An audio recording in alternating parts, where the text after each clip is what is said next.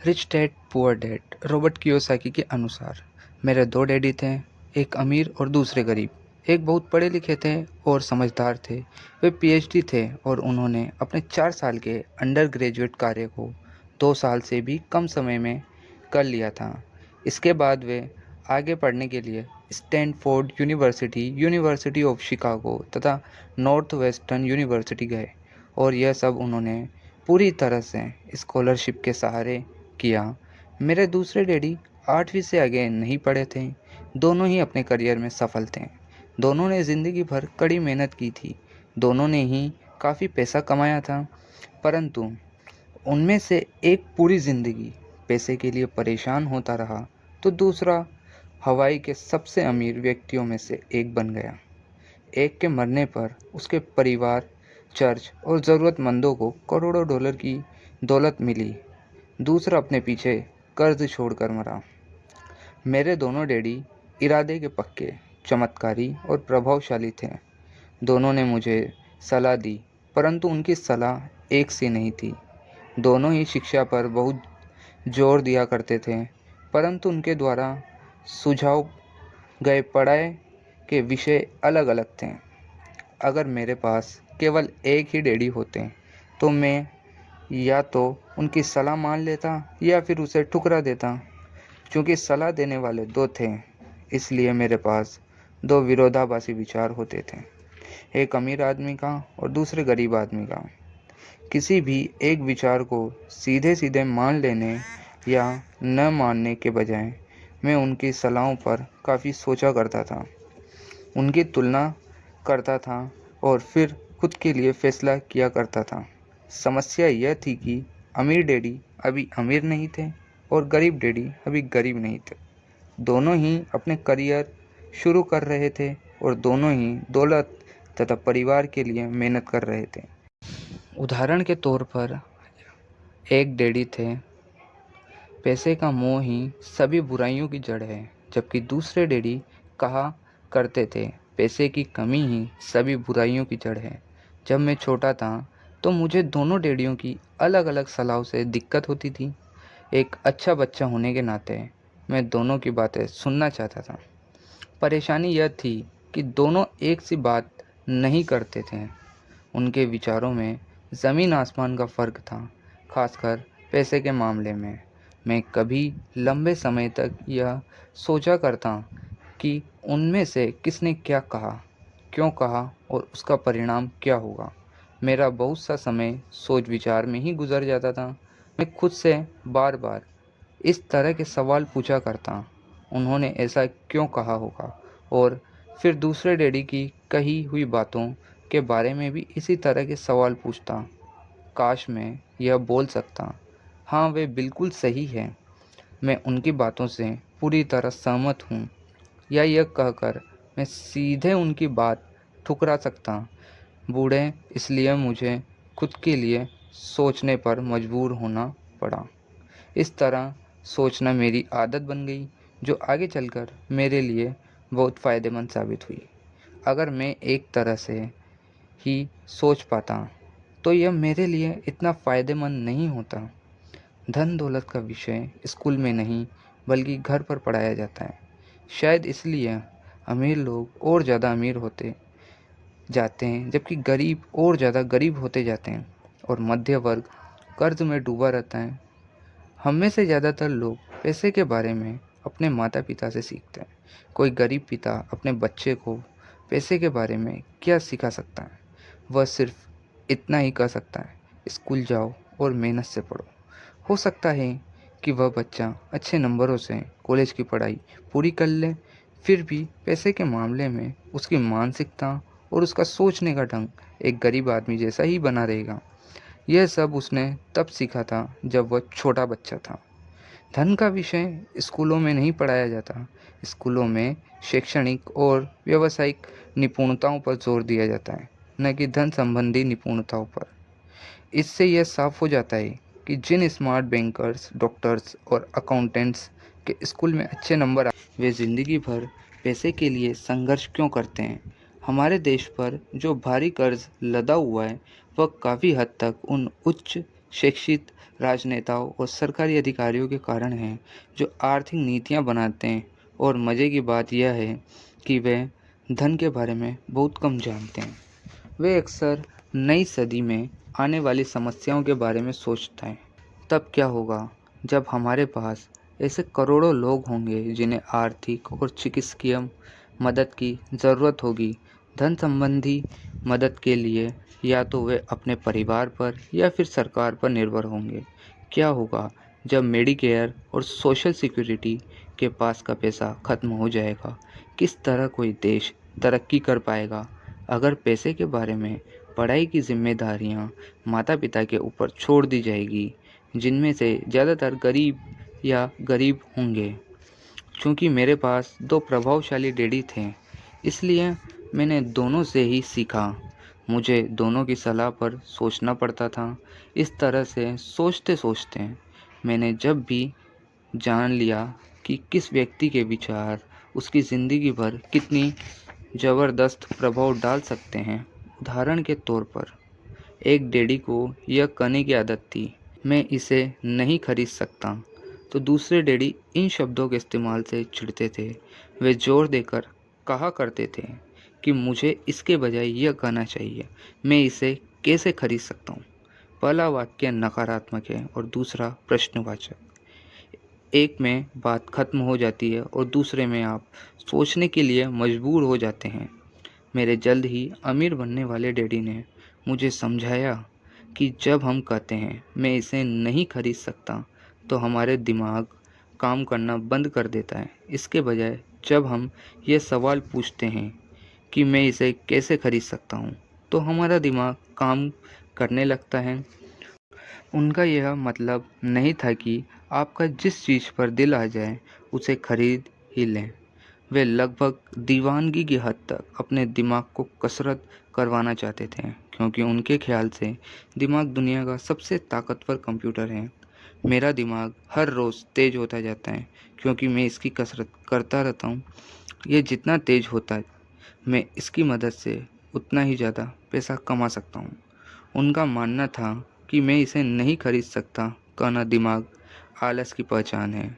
हालांकि दोनों ही डैडी अपने काम में कड़ी मेहनत करते थे, परंतु मैंने देखा कि पैसे के मामले में एक डैडी की आदत यह थी कि वे अपने दिमाग को सुला देते थे और दूसरे डैडी अपने दिमाग को लगातार कसरत करवाते थे। इसका दीर्घकालीन परिणाम यह हुआ कि एक डैडी आर्थिक रूप से बहुत अमीर होते चले गए, जबकि दूसरे डैडी लगातार कमज़ोर होते गए। इसे इस तरह से समझें कि एक व्यक्ति हर रोज़ कसरत करने के लिए जिम जाता है, जबकि दूसरा व्यक्ति अपने सोफे पर बैठकर टीवी देखता रहता है। शरीर की सही कसरत से आप ज़्यादा तंदुरुस्त हो सकते हैं और दिमाग की सही कसरत से आप ज़्यादा अमीर हो सकते हैं। आलस्य से स्वास्थ्य और धन दोनों का नुकसान। मेरे दोनों डैडियों के विचारधारा में ज़मीन आसमान का अंतर था। एक डैडी की सोच थी कि अमीरों को ज़्यादा टैक्स देना चाहिए ताकि बेचारे गरीब और ज़्यादा फ़ायदा मिल सके, जबकि दूसरे डैडी कहते थे टैक्स उन लोगों को सज़ा देता है जो उत्पादन करते हैं और उन लोगों को इनाम देता है जो उत्पादन नहीं करते। एक डैडी सिखाते थे मेहनत से पढ़ो ताकि तुम्हें किसी अच्छी कंपनी में नौकरी मिल जाए, जबकि दूसरे डैडी की सीख यह थी मेहनत से पढ़ो ताकि तुम्हें किसी अच्छी कंपनी को खरीदने का मौका मिल जाए। एक डैडी कहते थे मैं इसलिए अमीर नहीं हूँ क्योंकि मुझे बाल बच्चों को पालना पड़ता है। दूसरे डैडी कहते थे मुझे इसलिए अमीर बनना है क्योंकि मुझे बाल बच्चों को पालना है। एक डैडी डिनर की टेबल पर पैसे और बिजनेस के बारे में बात करने के लिए हमेशा प्रोत्साहित करते थे। दूसरे डैडी भोजन करते समय पैसे की बात करने के लिए मना करते थे। एक का कहना था जहाँ पैसे का सवाल हो सुरक्षित कदम उठाओ, खतरा मत उठाओ, तो दूसरे का कहना था खतरों का सामना करना सीखो। एक का मानना था हमारा घर ही हमारा सबसे बड़ा निवेश और हमारी सबसे बड़ी संपत्ति है। दूसरे का मानना था मेरा घर मेरा दायित्व है, और अगर आपका घर आपकी नज़र में आपका सबसे बड़ा निवेश है तो आप गलत हैं।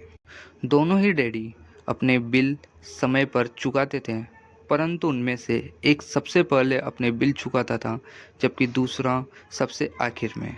एक डैडी का यह मानना था कि कंपनी या सरकार को आपका ध्यान रखना चाहिए और आपकी ज़रूरतों को पूरा करना चाहिए। वे हमेशा तनख्वाह में बढ़ोतरी, रिटायरमेंट योजनाओं, मेडिकल लाभ, बीमारी की छुट्टी, छुट्टियों के दिन और काफ़ी सुविधाओं के बारे में चिंतित रहते थे।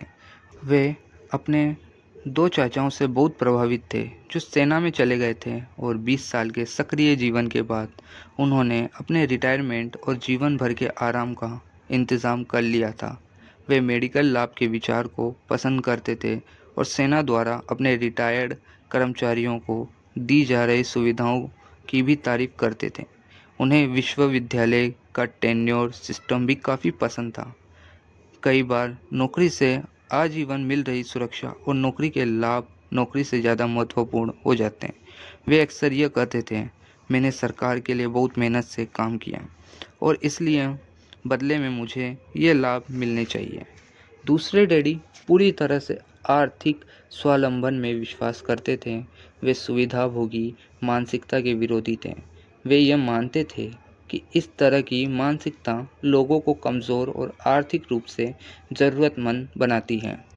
उनका दृढ़ विश्वास था कि आदमी को आर्थिक रूप से सक्षम होना चाहिए।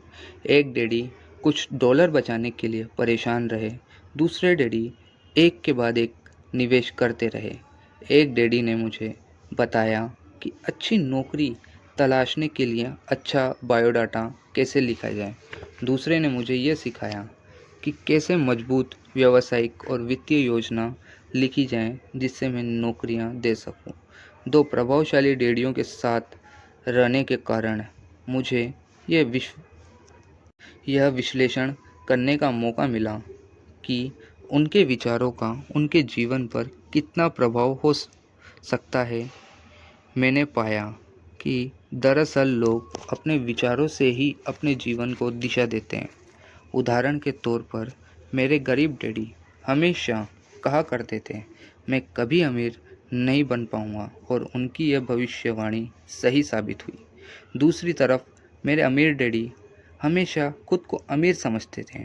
वे इस तरह की बातें करते थे, मैं अमीर हूँ और अमीर लोगों ऐसे नहीं करते। एक बड़े आर्थिक झटके के बाद जब वे दिवालियेपन की कगार पर थे, तब भी वे खुद को अमीर आदमी ही कहते थे। वे अपने समर्थन में यह कहते थे, गरीब होना और पैसा न होने में फ़र्क होता है। पैसा पास में न होना अस्थायी होता है, जबकि गरीब स्थायी। मेरे गरीब डैडी यह भी कहते थे, मेरी पैसे में कोई रुचि नहीं है या पैसा महत्वपूर्ण नहीं है। मेरे अमीर डैडी हमेशा कहते थे, पैसे में बहुत ताकत है। हो सकता है हमारे विचारों की ताकत को कभी भी मापा न जा सके या फिर उन्हें पूरी तरह से समझा न जा सके, फिर भी बचपन में ही मैं यह समझ गया था कि हमें अपने विचारों पर ध्यान देना चाहिए और अपनी अभिव्यक्ति पर भी। मैंने देखा कि मेरे गरीब डैडी इसलिए गरीब नहीं थे क्योंकि वे कम कमाते थे, बल्कि इसलिए गरीब थे क्योंकि उनके विचार और काम गरीबी की तरह थे। 2 डैडी होने के कारण बचपन से ही मैं इस बारे में बहुत सावधान हो चला था कि मैं किस तरह की विचारधारा अपनाऊं, मैं किसकी बात मानूं, अपने अमीर डैडी की या अपने गरीब डैडी की। हालांकि दोनों ही शिक्षा और ज्ञान को बहुत महत्वपूर्ण मानते थे, परंतु क्या सीखा जाए, इस बारे में दोनों की राय अलग-अलग थी। एक चाहते थे कि मैं पढ़ाई में कड़ी मेहनत करूं, डिग्री लूं और पैसे कमाने के लिए अच्छी सी नौकरी ढूंढ लूं। वे चाहते थे कि मैं एक पेशेवर अधिकारी, वकील या अकाउंटेंट बन जाऊं या एमबीए कर लूं। दूसरे डैडी मुझे प्रोत्साहित करते थे कि मैं अमीर बनने का रहस्य सीख लूं, यह समझ लूं कि पैसा किस तरह काम करता है और यह जान लूं कि इससे अपने लिए कैसे काम लिया जाता है। मैं पैसे के लिए काम नहीं करता। इन शब्दों को वे बार बार दोहराया करते थे, पैसा मेरे लिए काम करता है। 9 वर्ष की उम्र में मैंने यह फैसला किया कि पैसे के बारे में मैं अपने अमीर डैडी की बात सुनूंगा और उनसे सीखूंगा। यह फैसला करने का मतलब था अपने गरीब डैडी की बातों पर ध्यान न देना, हालांकि उनके पास कॉलेज की बहुत सी डिग्रियां थीं जो मेरे अमीर डैडी के पास नहीं थी। रॉबर्ट फ्रॉस्ट का सबक। रॉबर्ट फ्रॉस्ट मेरे पसंदीदा कवि हैं। हालांकि मुझे उनकी बहुत सी कविताएं पसंद है, परंतु द रोड नॉट टेकन मुझे सबसे ज़्यादा पसंद है। मैं इनकी शिक्षा का इस्तेमाल हर रोज़ करता हूँ। द रोड नॉट टेकन, वह राह जिसे चुना नहीं गया। पीले जंगल में दो राहें बढ़ती थी और अफसोस कि मुझे एक को चुनना था, और मैं अकेला पथिक खड़ा रहा देर तक, यह देखते हुए कि यह राह कहाँ तक जाती है। झुरमुटों में मुड़ने के पहले फिर मैंने दूसरी राह चुनी, उतनी ही सुंदर और शायद बेहतर भी, क्योंकि यहाँ घास ज़्यादा थी और कम लोग गुजरे थे। हालांकि लोगों के गुजरने से यहाँ भी उतना ही नुकसान हुआ था, और दोनों ही उस सुबह बराबर थी। पत्तियों पर काले कदम नहीं थे, और मैंने पहली को अगले दिन के लिए रखा, पर यह जानते हुए कि किस तरह रास्ते निकलते हैं। मुझे शक था कि मैं कभी लौटूंगा। मैं आह भरकर यह कहूँगा, आज से सदियों बाद शायद एक जंगल में दो राहें बढ़ती थी और मैंने कम चली हुई राह को चुना, और इसी बात से सारा फर्क पड़ा। बहुत समय गुजर चुका है, पर मैं अब भी अक्सर रॉबर्ट फ्रॉस्ट की कविता पर चिंतन करता हूँ। पैसे के बारे में मैं अपने पढ़े लिखे डैडी की सलाह और नज़रिए को न सुनने का मेरा फैसला दुखद था, परंतु यह एक ऐसा फैसला था जिसने मेरी ज़िंदगी की दिशा तय कर दी। एक बार मैंने यह फैसला कर लिया कि मुझे किसकी बात सुननी है, तो उसके बाद मेरी धन संबंधी शिक्षा शुरू हो गई। मेरे अमीर डैडी ने मुझे 30 साल से भी ज़्यादा समय तक सिखाया, तब तक जब तक कि मेरी उम्र 39 साल की नहीं हो गई, और इसके बाद उन्होंने सिखाना बंद कर दिया। उन्होंने यह देख लिया था कि मैं वह सब समझ चुका हूँ जो वे मेरी मोटी बुद्धि में भरने की कोशिश कर रहे थे। पैसा एक तरह की ताकत है, परंतु इससे भी बड़ी ताकत है वित्तीय शिक्षा। पैसा तो आता जाता है, परंतु अगर आप यह जानते हैं कि पैसा किस तरह से काम करता है, तो आप ज़्यादा ताकतवर हो जाते हैं और आप दौलत कमाना शुरू कर सकते हैं। केवल सकारात्मक चिंतन से ही समस्या हल नहीं हो सकती, क्योंकि ज़्यादातर लोग स्कूल में पढ़ते हैं और वहाँ वे कभी यह नहीं सीख पाते कि पैसा किस तरह से काम करता है। इसलिए वे पैसे के लिए काम करने में अपनी सारी ज़िंदगी बर्बाद कर देते हैं। मेरी शिक्षा जब शुरू हुई थी तब मैं केवल 9 साल का था, और इसी कारण मेरे अमीर डैडी ने मुझे जो पाठ पढ़ाए थे वे बहुत आसान थे, और सारी बातों को छोड़कर विचार किया जाए तो उन्होंने मुझे 30 सालों तक कुल 6 महत्वपूर्ण पाठ पढ़ाए। यह पुस्तक उन्हीं 6 पाठों के बारे में है, और इसे भी इन्हें मेरे लिए आसान बनाना था। यह पाठ आपके लिए जवाब की तरह नहीं लिखे गए, बल्कि मार्गदर्शन की तरह लिखे गए। ऐसे मार्गदर्शन जो ज़्यादा अमीर बनने में आपकी और आपके बच्चों की मदद करेंगे, चाहे बदलती हुई इस अनिश्चित दुनिया में कुछ भी होता रहे।